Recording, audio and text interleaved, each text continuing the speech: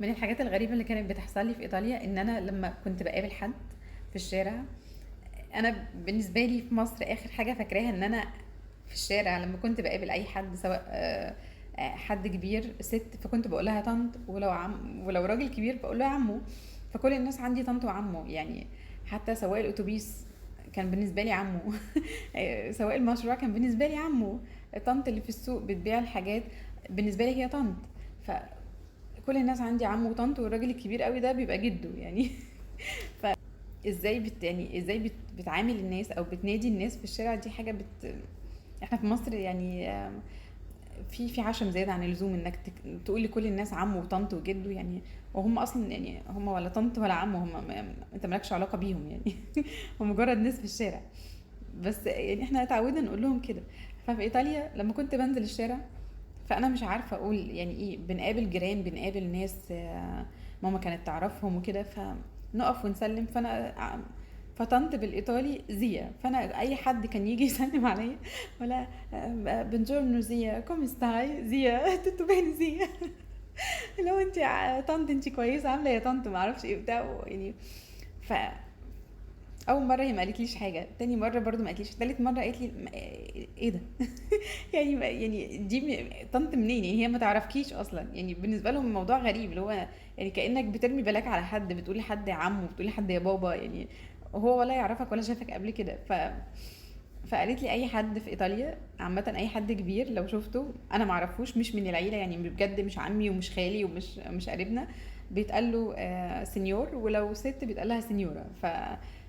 سينيور سينيورا على طول. في غير كده مفيش حاجه بتتقال. العشم الزياده ده مش موجود عندنا يعني. انا افتكر يعني انا ما اعرفش والله ليه كده يعني. ليه فعلا في مصر بنقول يعني كل الناس عندنا قرايبنا؟ يعني حاجه صعبه قوي. يعني احنا في مصر كل الناس طنط وعم، كل الناس قرايبنا يعني. انا ماشيه في الشارع ماشيه وسط عيلتي يعني. طب انا يعني هو العشم ده كان هيوديني في داهيه مره. ليه بقى؟ كنت مره راجعه من الكليه وبعدين مشروع، كنت راكبه مشروع، فالمشروع كان مليان وكان في واحد زياده، فالمشروع وقف، فالواحد الزياده اللي نزل، فخلاص يعني الكراسي على قد اللي قاعدين، مفيش حد، مفيش كرسي فاضي. المشروع عدد الناس اللي فيه خلاص كامل يعني، عدد الكراسي على قد عدد الركاب.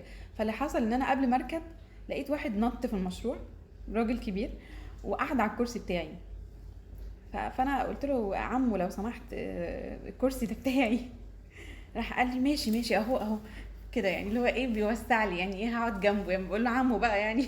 خلاص بقى من العيله. هيقعدني جنبه. فقلت له ما ينفعش حضرتك، ما ينفعش يعني عمو، هو في الكرسي بتاعي يعني، ما فيش مكان. طب خلاص اهو، يلا بيعمل لي قبح اللي هو ايه يعني. قعدني على حجره فين ولا والله العظيم. يعني الناس غريبه والله. قلت له يا عمو وانا برضو كل ده مصممه بقول له عمو يعني. يعني المهزله دي يعني، دي شبهه تحرش باين او حاجه كده. وبقول له يا عمو وبتاع، والراجل برضو ما فيش، مش عايز ينزل. وبعدين السواق بقى يا جماعه شيلوا بعضكم. قلت يعني نشيل. عمي هيشيلني بجد والله.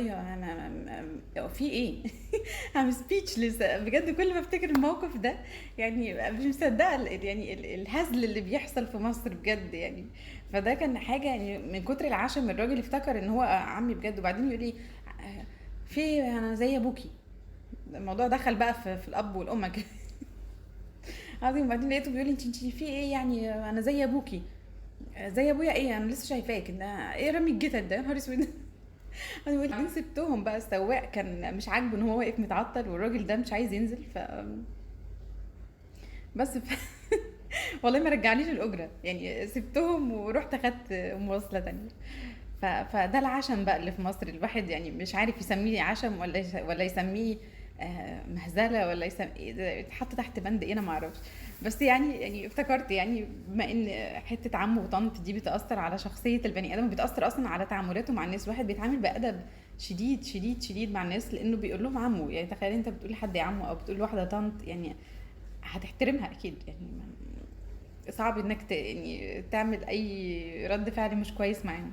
ف لو انت في ايطاليا، الناس هناك ما فيش طنط وعمو. زيا ما فيش، زيو ما فيش. جدو جدو ما فيش، نونو نونو ما فيش. اه. بس دي من الحاجات يعني اللي انا افتكرتها هنا وحبيت اشاركها معاكم. بس كده، تشاو.